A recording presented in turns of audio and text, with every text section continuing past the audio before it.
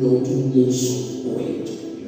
So that is why intshumayelo zala ekhaya noma ama-teaching lezifundiso zala ekhaya zifundisa sigxile kakhulu ngombuso. Kezolala. Ngoba indaba ye-Christianity bazalwane, it is not a religion, but Christianity is a kingdom. It is never a religion.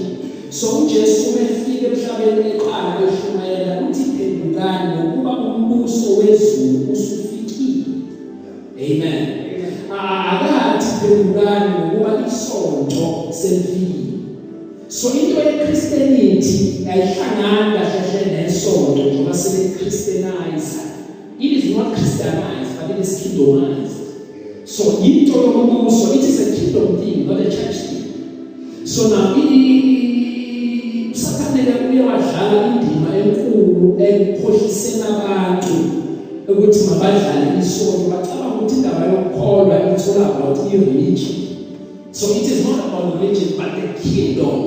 The kingdom owalahlekelwa umuntu in the Garden of Eden. Because in Genesis chapter 1 verse 26 to 28 uNkulunkulu wasenza ukuthi umfanekiso wethu asifuze bese ayamusa abuse kuphi phekwe